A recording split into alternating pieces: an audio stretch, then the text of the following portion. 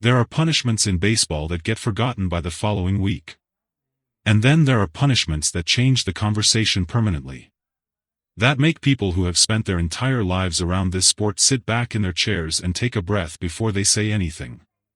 That make veterans who have seen everything this game has produced in 40 years of watching it say, quietly and without drama, that they have never seen anything like this before. What MLB handed down on that Tuesday afternoon was the second kind. 3 players. 3 suspensions. All from the same roster. All announced in the same statement. All carrying the same 2 words at the end of the disciplinary language that made everything else in that statement secondary. For life. The play itself had lasted less than 3 seconds. That is the thing about the moments that produce the heaviest consequences in this sport. They don't announce themselves. They don't build slowly toward a climax the way a bases-loaded at-bat builds or the way a pitcher's duel builds through 8 scoreless innings. They arrive without warning in the middle of an ordinary sequence of events, and then they are over before most people in the stadium have fully registered what they witnessed. Shohei Ohtani had been running the bases. That's where it started. A hit that sent him from first toward second, the kind of base-running situation that happens dozens of times every night across every ballpark in the league. Routine. Familiar. The kind of moment that players execute on instinct because they have executed it 10,000 times before. What the 3 Yankees players did in that moment was not routine. What they did was not instinct. What they did was a decision. And decisions carry a different weight than instincts when the league office sits down to determine what consequences are appropriate. The first suspension belonged to the player who initiated contact. The footage, which had been reviewed by the league office for 36 hours before the announcement came, showed the sequence in a clarity that left no room for interpretation. No room for the benefit of the doubt that baseball sometimes extends when the evidence lives in a gray area. No room for the argument that things happen fast and intentions are difficult to prove and players deserve the assumption of good faith. There was no gray area. There was no benefit of the doubt available. There was only what the footage showed, frame by frame, in the kind of detail that high-definition stadium cameras produce when they are pointed at exactly the right place at exactly the right moment. The contact with Ohtani was deliberate. The league said so in language that was not careful or hedged or softened by the usual diplomatic architecture of official statements. It was direct. It named what had happened. It did not leave space between the words for alternative readings. Deliberate. Dangerous. Unprecedented in its coordination. That last word, coordination, was the one that explained why 3 players were being punished instead of 1. Because this had not been a single player making a single decision in a single heated moment.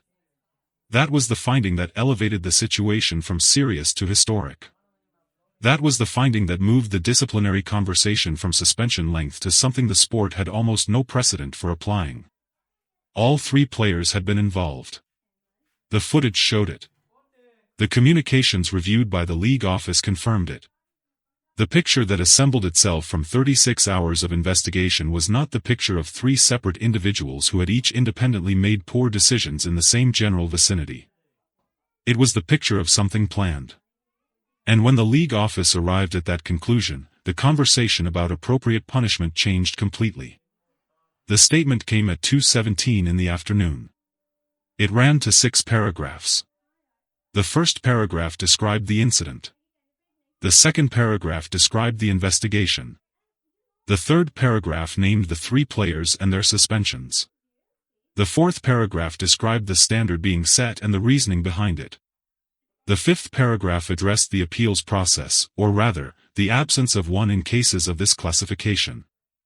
The sixth paragraph was 2 sentences long and stated that the commissioner's office considered the matter resolved at the institutional level. 6 paragraphs. The baseball world read them in approximately 4 minutes and then spent the next 4 hours trying to fully absorb what they had just read. 3 players. Suspended for life. The last time the sport had used that phrase in that context, multiple players, same incident, coordinated conduct, the year had 4 digits that started with 19. This was not that era. This was not that sport. The game had changed in 100 ways since then, in its rules and its culture and its understanding of what it owed to the people who played it. But the punishment reached back across all of that change and used language that belonged to the most serious moments in the sport's history. And it used it for what had been done to Shohei Ohtani. The Yankees press conference that afternoon was the kind that nobody in that organization had prepared for, because nobody in that organization had believed, when the day began, that they would be sitting in front of microphones trying to respond to something like this. Their manager sat at the table with the expression of a man who had just been handed information he was still processing in real time. Not performing shock. Actually shocked. The distinction matters because it was visible and because the reporters in the room recognized it immediately. He said the organization was cooperating fully with the league. He said they respected the commissioner's authority. He said they were devastated, and he used that word carefully, deliberately, by the conduct that had led to this outcome. A reporter asked him whether he had known anything was planned before the game. He said no. His voice was steady when he said it. But his hands, resting on the table in front of him, were not entirely still. A second reporter asked whether the three players had said anything to the organization in the hours between the incident and the league's announcement. The manager paused for a long time before answering. He said the conversations that had taken place were private. He said he would not characterize them publicly. He said the organization's focus right now was on the players who remained and on the season that still had to be played. That answer produced a silence in the room that lasted several seconds. Because what he had not said was as loud as what he had. Dave Roberts spoke from Los Angeles. He had been notified of the league's decision before the public announcement came. The Dodgers had been kept informed throughout the investigation in the way that the organization representing the injured player is kept informed. Roberts had known for several hours before the statement dropped what the statement was going to say. He had used those hours to think about how to talk about it. When he sat down in front of the microphone, he looked like a man who had done a significant amount of thinking and had arrived at a place of stillness on the other side of it. A reporter asked him how he felt about the punishment. Roberts said he felt it was appropriate. He said it without elaboration, which in its own way was a form of elaboration. A man who had reservations about a decision uses more words. He uses qualifiers.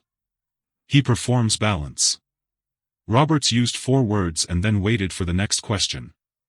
The next question was about Ohtani. Roberts' voice changed slightly. Not dramatically. The small shift that happens when a person moves from answering a question about an institution to answering a question about a person they care about. He said Ohtani had handled everything with a composure that he, Roberts, was not sure he could have matched in the same situation. He said what had happened on that field had been genuinely frightening to witness from the dugout. He said the word frightening the way people say words when they have resisted saying them for a while and have finally decided the situation requires honesty over management. He said Ohtani deserved better from this sport. And then he said the thing that would be replayed and quoted and written about for the rest of that week. He said the league had agreed with that. 3 words. 7 syllables. The entire weight of what had just happened compressed into a sentence that took less than 2 seconds to say. The league had agreed. Ohtani's public statement was released through the Dodgers communications office at 4 p.m. It was shorter than most people expected given the magnitude of what had occurred. 2 paragraphs. The first expressed gratitude for the league's thorough investigation and for the support of his teammates and organization. The second said he was focused on returning to the field and continuing to compete at the level his team and his fans deserved. No anger. No satisfaction at the outcome. No performance of vindication. Just gratitude and focus and the return to baseball. It was, for anyone who had watched Ohtani navigate every extraordinary circumstance this sport had placed in his path, entirely consistent with everything he had ever shown about who he was. He did not need the punishment to be about him. He had already moved past it. The 3 suspended players had until the end of the business day to issue statements of their own. 2 of them did. Both were brief. Both expressed regret in language that was general enough to apply to almost any situation and specific enough to acknowledge that something serious had occurred. Neither statement used the word intentional. Neither statement used the word coordinated. The third player issued no statement at all. That silence, in the context of everything else, said exactly what it needed to say. By evening, the historians had been called. The analysts. The former commissioners. The people whose job it is to place things in context and explain to the public where a moment sits in the longer story of a sport that has been telling its story for over a century. They used words like unprecedented. They used phrases like turning point. They talked about what the punishment signaled for the future of player safety enforcement and for the league's willingness to act decisively when the evidence demanded it. All of that context was real. All of it mattered. But underneath all of it, underneath the history and the precedent and the institutional language of a sport reckoning with something it had not faced before, was a simpler truth. Something had been done to Shohei Ohtani. The sport had looked at what had been done. And it had decided, without hesitation and without appeal, that some things are unacceptable. Not mostly unacceptable. Not unacceptable within certain parameters. Just unacceptable. Full stop. For life.